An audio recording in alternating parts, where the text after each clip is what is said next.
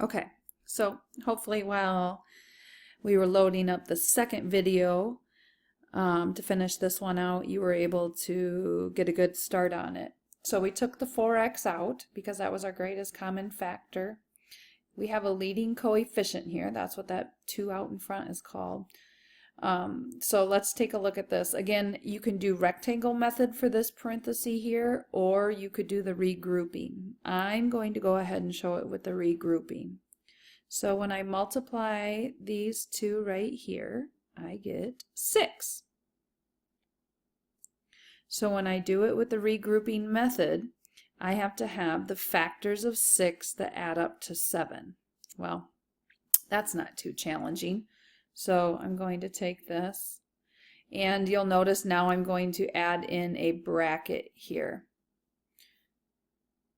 just to help with the organization of it. So the factors of 6 that add up to 7 are 6 and 1. So I have 2x squared plus 6x plus x plus 3. There's my bracket, and again bringing down that equal to 0.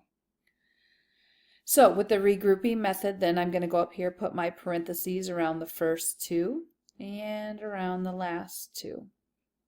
So looking in the first parenthesis there, I see that both of those terms are divisible by 2 and x. So when I take out a 2x, I'm left with x plus 3.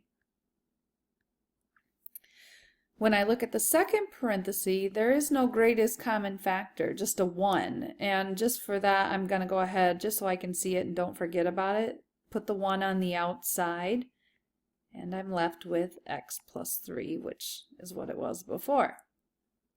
And there's my equal to 0. Notice also I keep bringing down this 4x. So there's my 4x. And when I go and factor this out, notice there's that similarity again. They both have that x plus 3 in the parentheses, so that's a good sign to know I'm good to go. Take out x plus 3. When I take out one of the x plus 3's, I'm left with 2x plus 1. And that's equal to 0. So again, here you'll notice that we see that all of these are being multiplied to give me an answer of 0. The 0 is going to start to be a good sign for you to think of zero product property then. So if we look at this right here, notice that I have 3 x's now. I have an x here, an x here, and an x here. So I know that I'm going to have 3 different answers now, just like we did up in example 2. So I'm going to look at each one of these separately. So 4x could be 0.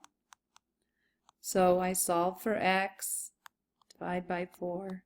So x equals 0 is one of my answers. Now what I don't want you to do is start to think, oh, so x equals 0 is automatically an answer every single time. Because if you go back and you look up at example 3, you'll notice x equals 0 is not an answer anywhere. So don't say, oh, zero product property, x equals 0 has to be one of the answers. It does not. In this case it is though. All right, let's look at the second quantity here, this x plus 3. So I know x plus 3 could equal 0. When I solve for x there, again notice that I get x equals -3. And the last quantity, 2x plus 1 equals 0. And when I solve that, I get x equals -1/2. So I have all 3 answers here. And again, if we wanted to double check our work, we could plug each one of these x values into the equation, and it would make that entire equation true. Just for time's sake on the video, I'm not going to show that. But you could always do that on your own to double check it. So again, just to point out to you, what we're doing here is we're still using that factoring that we did earlier, what you just took your quiz on. But now we're using the factoring to actually solve these equations.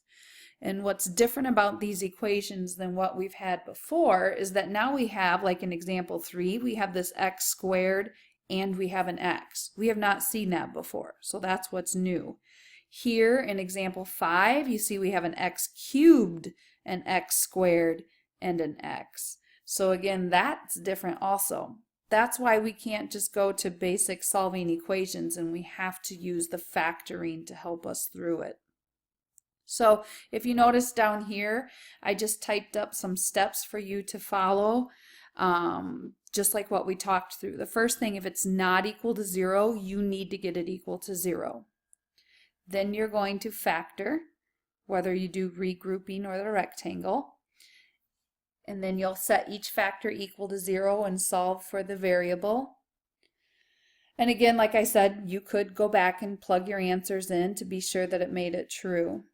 This last one, we're actually going to get to that next week, so you don't need to worry about in terms of a scenario yet.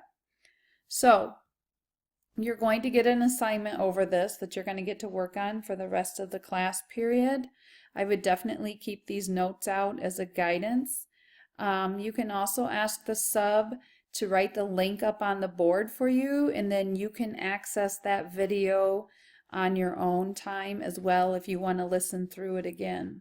So I'm looking forward to coming back. I really truly miss you guys, and keep your heads up, and I'll be back in a couple weeks.